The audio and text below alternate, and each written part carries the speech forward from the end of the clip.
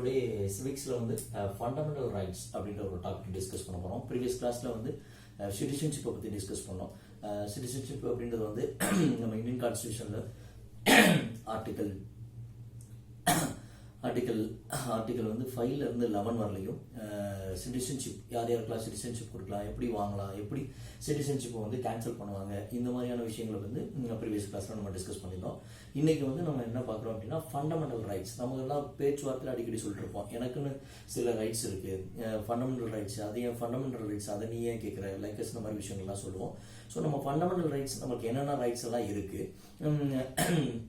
அது எந்த ஆர்டிக்கல்ல இருக்கு, எப்ப எல்லாம் அதை யூட்டிலைஸ் பண்ணணும், அந்த மாதிரி விஷயங்களை பத்தி இங்க நம்ம டிஸ்கஸ் பண்ண போறோம். ரைட். ஸோ ஃபண்டமெண்டல் ரைட்ஸ் அப்படின்றது வந்து பாத்தீங்கன்னா நம்ம இந்தியன் கான்ஸ்டியூஷன்ல பார்ட் 3ல ஆர்டிகல் 12ல இருந்து 35 வரலையும் இந்த ஃபண்டமெண்டல் ரைட்ஸை பத்தி தான் நம்மளுக்கு டிஸ்கஸ் பண்ணியிருக்காங்க.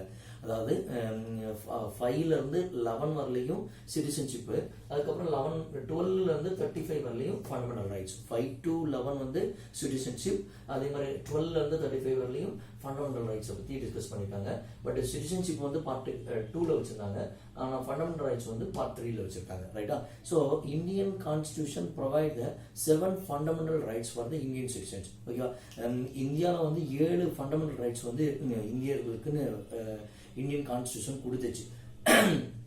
ஆனா அதை வந்து என்ன பண்ணாங்க அப்படின்னா 44th அமெண்ட்மெண்ட், ஓகேவா, 44th அமெண்ட்மெண்ட் 1978ல, மறந்துக்கூடாது, 1978ல அதுல ஒரு ரைட்டை மட்டும் என்ன பண்ணிட்டாங்க அப்படின்னா எடுத்துட்டாங்க. அது ஃபண்டமெண்டல் ரைட்ல வரக்கூடாது, அது வந்து லீகல் ரைட்டா அதை வச்சுக்கலாம் அப்படின்னு சொல்லிட்டு ஒரு ஃபண்டமெண்டல் ரைட்டை எடுத்துட்டு நவ் டேஸ்ல இந்தியாவில் இருக்கக்கூடிய இந்தியன் சிட்டிசன்ஸ் நமக்கு ஃபண்டமெண்டல் ரைட்ஸ் வந்து மொத்தம் 6 தான் இருக்கு. ஓகேவா? டோட்டலா கான்ஸ்டியூஷன் நம்மளுக்கு கொடுத்த ஃபண்டமெண்டல் ரைட்ஸ் 7.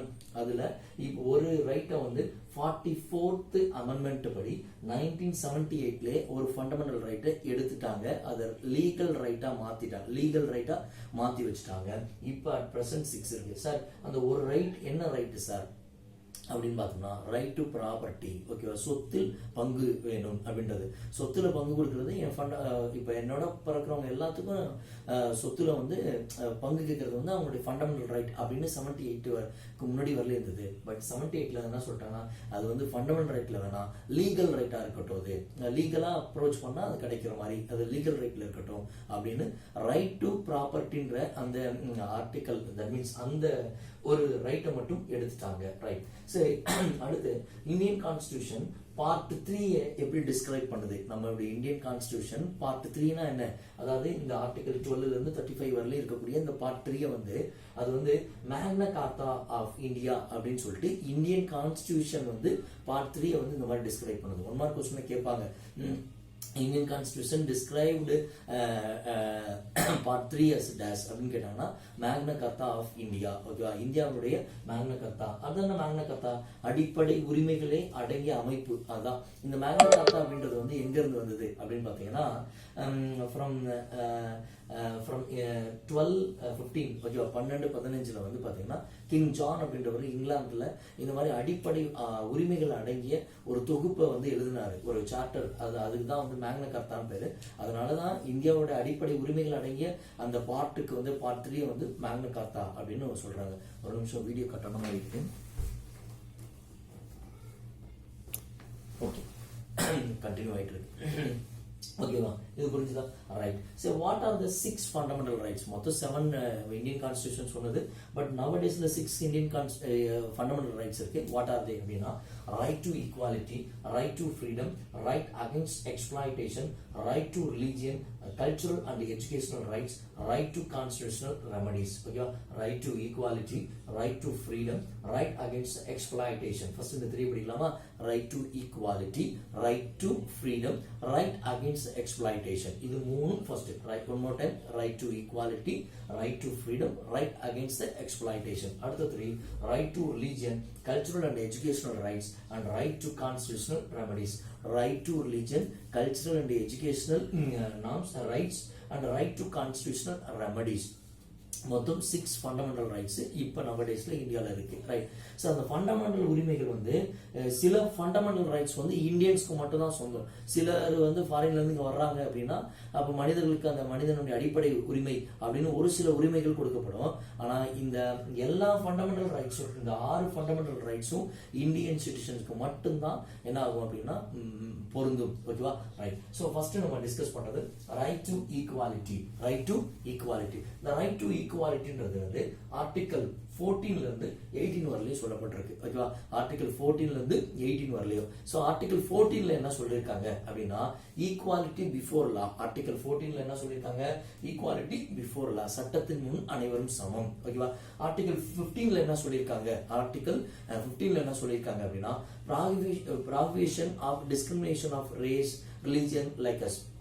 அப்படின்னா என்னன்னா இனம், மதம், மொழி, நிறம் அவற்றின் அடிப்படையில் ஒரு மனிதர்களை தனிமைப்படுத்துவது கூடாது. ப்ராஹிபிஷன். ஓகேவா, ப்ராஹிபிட் பண்ணியிருக்காங்க, ரைட். ஓகே, 14ல வந்து சட்டத்தின் முன் அனைவரும் சமம். 15ல வந்து பாத்தீங்கன்னா இனம், மதம், மொழியின் அடிப்படையில் மனிதர்களை பிரிக்கக்கூடாது அப்படின்றது வந்து என்ன சொல்லியிருக்காங்கன்னா 15ல சொல்றாங்க. 16ல என்ன சொல்றாங்க? Equality of opportunity in all public matters including the employment. அரசு வேலைகளை எல்லாருக்கும் சமமான உரிமைகளை கொடுக்கணும் அப்படின்றது வந்து ஆர்டிகல் 15ல சொல்றாங்க. ஆர்டிகல் 16ல என்ன சொல்றாங்க? 15 சொல்லியாச்சு. ஆர்டிகல் 16ல என்ன சொல்றாங்கன்னா prohibit to the untouchability. Okay, தீண்டாமை, அபாலிஷன் ஆஃப் அன்டச்சபிலிட்டி அப்படின்னு சொல்லுவாங்க.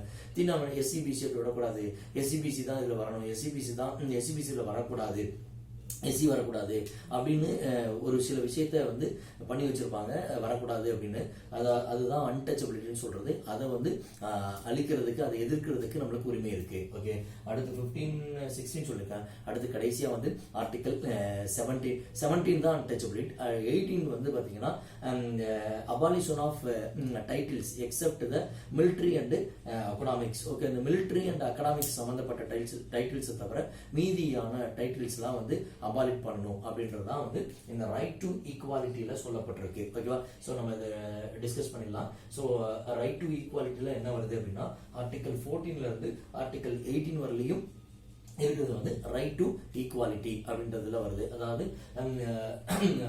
இந்த 14ல என்ன சொல்லப்பட்டிருக்கு அப்படின்னா ஈக்குவாலிட்டி பிஃபோர் லா, சட்டத்தின் முன் அனைவரும் சமம். ஓகேவா, 15ல என்ன சொல்லப்பட்டிருக்குது? இனம், மதம், மொழி அடிப்படையில் யாரையும் தனிமைப்படுத்தல் கூடாது. ஓகே, 15ல. அந்த 16ல என்ன சொல்றாங்க? ஈக்குவாலிட்டி ஆஃப் ஆப்பர்ச்சுனிட்டிஸ், எல்லாத்துக்கும் வந்து ஆல் பப்ளிக் எம்ப்ளாய்மெண்ட், அதாவது அரசுடைய வேலை வாய்ப்புகளை எல்லாத்துக்கும் சம உரிமை, ஈக்குவல் ஆப்பர்ச்சுனிட்டி கொடுக்கணும். 17ல என்ன சொல்றாங்க? Abolition of untouchabilities. ஓகேவா, 18ல என்ன சொல்றாங்க? 18ல வந்து abolition of the titles except military and economic. ஓகேவா, சோ அந்த எக்கனாமிக் அண்ட் மிலிட்டரி தவிர மீதி எந்த மாதிரியான டைட்டில்ஸையும் யூஸ் பண்ணக்கூடாது அப்படின்னு சொல்றது வந்து 18ல. சோ இதுதான் வந்து ரைட் டு ஈக்குவாலிட்டின்ற டாபிக்ல வரக்கூடியது. அடுத்து right to freedom. Right to freedom அப்படின்னா ரைட் டு ஃப்ரீடம், ஃப்ரீடம் நம்மளுக்கு என்ன மாதிரியான ஃப்ரீடம் உரிமைகள் உண்டு அப்படின்னு பார்த்தோம்னா உங்களுக்கு தெரிஞ்சதுதான். ஆர்டிகல் 19ல என்ன சொல்லப்படுறது அப்படின்னு பாத்தீங்கன்னா ஆர்டிகல் 9ல உங்களுக்கு நம்ம சொல்லல எனக்கு பேச்சு உரிமை இருக்கு, எனக்கு எழுத்து உரிமை இருக்கு, சொத்து உரிமை இருக்குன்னு சொல்லல. அது மாதிரி சொத்து உரிமை கிடையாது, ஃபண்டமெண்டல் ரைட்ஸ்ல வராது. ஆனா பேச்சு உரிமை, எழுத்து உரிமை நமக்கு உண்டு. அது எல்லாமே வந்து 19ல தான் வரும். ஆர்டிகல் 19ல வந்து பாத்தீங்கன்னா ரைட் டு ஸ்பீச், ஓகேவா, right to speech like us, இது எல்லாமே வந்து 19ல வரும். ஆர்டிகல் 20ல என்ன வரும் அப்படின்னு பாத்தீங்கன்னா ஆர்டிகல் 20ல வந்து இப்ப வந்து ஒரு குற்றவாளியை பாதுகாக்கிறதுக்கு நமக்கு வந்து ஆர்டிகல்ல வந்து இடம் இருக்கு. ஒரு ஆள் தப்பு பண்ணிட்டார் அப்படின்னா அவரை அடிச்சு கொன்றது இல்லை, அவருக்குன்னு ஒரு பாதுகாப்பு, இந்த சொல்லுவாங்கல்ல போலீஸ் காவலில் வைக்கப்பட்டார் லைக் இந்த மாதிரிலாம் சொல்லுவாங்கல்ல, protection in respect of conviction அப்படின்னு சொல்லுவாங்க. ஸோ அந்த குற்றவாளிகளை பாதுகாப்பதற்கான அந்த உரிமை வந்து இருக்கு அப்படின்னு சொல்றது. அடுத்து ஆர்டிகல் 21ல என்னன்னா ப்ராப்பர்ட்டி, நம்மளுடைய இண்டிவிஜுவல் ப்ராப்பர்ட்டி, தனி மனிதனுடைய உடைமைகளை பாதுகாத்துக் கொள்வதற்கு ஆர்டிகல் 21 இருக்கு. இப்போ வேற ஒரு மனுஷன் என்னுடைய ப்ராப்பர்ட்டி அபகரிக்கிறாரு அப்படின்னா நான் உடனே கேஸ் பண்ணலாம். ஆர்டிகல் 21 படி என்னுடைய ஃபண்டமெண்டல் ரைட்ஸ், என் ப்ராப்பர்ட்டி இவர் எப்படி எடுக்கலாம் அப்படின்னு வந்து நம்ம வந்து இந்த ஆர்டிகல் 21ல கேட்கலாம். ஆர்டிகல் 21ல இன்னொன்று இருக்கு, ஆர்டிகல் 21A அப்படின்னு அதை சொல்லுவாங்க, ரைட் டு எலிமெண்டரி எஜுகேஷன். நீங்க கேள்விப்பட்டிருப்பீங்க, 14 வயதுக்கு உட்பட்ட குழந்தைகளை இங்க பணியமர்த்த கூடாது அப்படின்னு எழுதியிருப்பாங்க அங்க ஃபேக்டரி, ஹோட்டல்ஸ் லைக். அப்படின்னா கம்பல்சரி 14 வயசு வரலையும் குழந்தைங்க படிக்கணும். அதுதான் ரைட் டு எலிமெண்டரி எஜுகேஷன். அதுதான் 21A சொல்லப்பட்டிருக்கு. இது 1 மார்க் கொஸ்டின்ல கேட்கறதுக்கு வாய்ப்பு இருக்கு. So right to elementary education சொல்ற அந்த ஆர்டிகல் என்ன அப்படின்னா 21A. ரைட். அடுத்து கடைசியா இருக்கிறது வந்து 21, 22 இருக்கு. 22ன்றது வந்து பாத்தீங்கன்னா எப்படின்னா ப்ராஸ்பெக்ட் ஆஃப் அரெஸ்ட். அதாவது இப்போ முன்கூட்டியே ப்ரொடெக்ஷன் ஆஃப் அரெஸ்ட். அதாவது முன்கூட்டியே ஒருத்தர் வந்து ஒரு கேஸ்ல வந்து நம்மளை அரெஸ்ட் பண்ண வர்றாங்கன்னா உடனே என்ன பண்ணுவோம் அப்படின்னா முன்ஜாமீன் வாங்கிறது, அந்த மாதிரிலாம் நம்ம சொல்றோம்ல, அது மாதிரி முன்ஜாமீன் வாங்குறது, அதாவது protection to prospect of arrest. Okay, நம்மளை அரெஸ்ட் பண்ண விடாம அதுக்கு முன்கூட்டியே நம்முடைய ஜாமீன் வாங்குறதுக்கு நமக்கு ஃபண்டமெண்டல் ரைட்ஸ்லேயே இடம் இருக்கு. அவ்வளவுதான் விஷயம். ஓகேவா? ஸோ அந்த ரைட் டு ஃப்ரீடம்ன்றதை டிஸ்கஸ் பண்ணிடலாம். ரைட் டு ஃப்ரீடம் அப்படின்றது வந்து ஆர்டிகல் 19ல இருந்து 22 வரலையும் சொல்லப்பட்டிருக்கு. 19ல என்ன சொல்றாங்க? Freedom to expression, freedom to speech. ஓகேவா? லைக் எல்லாத்துக்கும் எஜுகேட் பண்றது எல்லாத்துக்குமே. அடுத்த ஆர்டிகல் 20ல வந்து என்ன சொல்றாங்க அப்படின்னா குற்றவாளியை பாதுகாத்தல். அடுத்து 21ல என்ன சொல்றாங்கன்னா எலிமெண்டரி எஜுகேஷன் சொல்றாங்க. 21ல வந்து இண்டிவிஜுவல் ப்ராப்பர்ட்டியை பாதுகாக்கிறது. 21Aல தான் வந்து எலிமெண்டரி எஜுகேஷன். அண்ட் 22ல வந்து பாத்தீங்கன்னா protection to prospect of arrest பண்ணாம நம்ம தடுக்கிறது, முன்கூட்டி வாங்கலாம். ப்ரொடெக்ஷன் அகைன்ஸ்ட் அரெஸ்ட் அப்படின்றது. ஓகேவா? புரியுதான சொல்றது? ரைட். அடுத்து ரைட் அகைன்ஸ்ட் எக்ஸ்பிளாய்டேஷன். அடுத்து வந்து ரைட் அகைன்ஸ்ட் சுரண்டலுக்கு எதிரான உரிமை. ஓகேவா? அப்படின்னு நம்ம சொல்லுவாங்க தமிழ்ல. ரைட் அகைன்ஸ்ட் எக்ஸ்பிளாய்டேஷன் வந்து இதுல ரெண்டு ஆர்டிகல் தான் இருக்கு. Article 23, article 24. ஆர்டிகல் 23ல என்ன சொல்றாங்க அப்படின்னா prohibition of traffic in human beings. அடுத்த ஆர்டிகல் 24ல வந்து ப்ராஹிபிஷன் ஆஃப் அகைன்ஸ்ட் சைல்ட். ஓகேவா? அதாவது குழந்தைகளை பணியில் அமர்த்துவது வந்து 24லயும், 23ல வந்து ஹியூமன் அதாவது வலுக்கட்டாயப்படுத்தி சிலர்களை வேலைக்கு வைக்கிறது 23ல சொல்லப்பட்டிருக்காது குற்றம் அப்படின்னு. 24ல வந்து பாத்தீங்கன்னா சிறுவர்களை வேலைக்கு வைப்பது குற்றம் அப்படின்னு 24ல சொல்லப்பட்டிருக்கு. ரைட்டா? அந்த கொஸ்டினை ஒரே நாள் படிக்க முடியாது. பட் இது வந்து எக்ஸ்பிளைன் தி ஃபண்டமெண்டல் ரைட்ஸ் அப்படின்றது வந்து book back question, important question. இந்த வருஷம் பப்ளிக்ல கூட இந்த கொஸ்டின் எதிர்பார்க்கலாம். ஸோ அதனால இந்த கொஸ்டின் வந்து நம்ம ரெண்டா பிரிச்சுக்கலாம். இந்த right to equality, right to freedom, right against exploitation வரலையும் நீங்க படிச்சிருக்கீங்க. அடுத்த 3 படிச்சுட்டு அடுத்த நாள் வந்து மொத்தமா சேர்த்து எழுதலாம். ஏன்னா ஃபர்ஸ்ட் டைம் படிக்கிறதுனால ஒரு மாதிரி கன்ஃபியூஷன் இருக்கும். அதுக்காண்டி தான் நான் வந்து இதை சொல்லிட்டு இருக்கேன். ஓகே, புரிஞ்சுதான் நான் சொல்றது? ஸோ ஒரு ரீகால் பண்ணலாம். ஃபண்டமெண்டல் ரைட்ஸ் அப்படின்றது வந்து பாத்தீங்கன்னா ஆர்டிகல் பார்ட் 3ல வந்து ஆர்டிகல் நம்மளுக்கு வந்து 12ல இருந்து 35 வரலையும் டிஸ்கஸ் பண்ணப்பட்டிருக்கு. மொத்தமா வந்து இந்தியன் கான்ஸ்டிடியூஷன் வந்து நம்மளுக்கு வந்து மொத்தம் வந்து 7 ஃபண்டமெண்டல் ரைட்ஸை கொடுத்துருக்காங்க. ஆனா அட் பிரசன்ட் வந்து நம்மளுக்கு வந்து 6 ஃபண்டமெண்டல் ரைட்ஸ் தான் இருக்கு. அது வந்து 44th அமெண்ட்மெண்ட் படி 1978ல வந்து ஒரு ஃபண்டமெண்டல் ரைட்ஸ் வந்து நம்மளுக்கு வந்து லீகல் ரைட்டா மாறிடுச்சு. அந்த ரைட் என்னன்னா ரைட் டு ப்ராப்பர்ட்டி அப்படின்ற ரைட்டு. ஓகே, அடுத்து வந்து மேக்னா கார்ட்டா ஆஃப் இந்தியா அப்படின்னு நம்ம இந்தியாவில் வந்து எதை சொல்றாங்க அப்படின்னா பார்ட் 3 தான் சொல்றாங்க. பார்ட் 3ல எது இருக்கு? ஆர்டிகல் 15ல இருந்து 12ல இருந்து 35 வரலையும் இருக்குது. அப்ப இந்த ஃபண்டமெண்டல் ரைட்ஸ் தான் நம்ம மேக்னா கார்ட்டா ஆஃப் இந்தியான்னு சொல்றோம். இந்த மேக்னா கார்ட்டா அப்படின்றது வந்து கிங் ஜான் அப்படின்றவர் இங்கிலாந்துல இந்த மக்களுடைய அடிப்படை உரிமைகளுக்காண்டி ஒரு எல்லாத்தையும் கலெக்டிவான ஒரு இதா எழுதினாரு. அதுக்கு தான் மேக்னா கார்ட்டா அப்படின்னு சொல்றாரு. ஓகேவா? ரைட். அடுத்து வந்து மொத்தம் வந்து fundamental rights 6. Right to equality, right to freedom, right against exploitation, right to religion, cultural and educational rights, right to constitutional remedies. அதில் ஃபர்ஸ்ட் 3 டிஸ்கஸ் பண்ணியிருக்கோம். ரைட் டு ஈக்குவாலிட்டி அது 14ல இருந்து 18 வரல இருக்கு. ரைட் டு ஃப்ரீடம் அது வந்து 19ல இருந்து 22 வரல இருக்கு.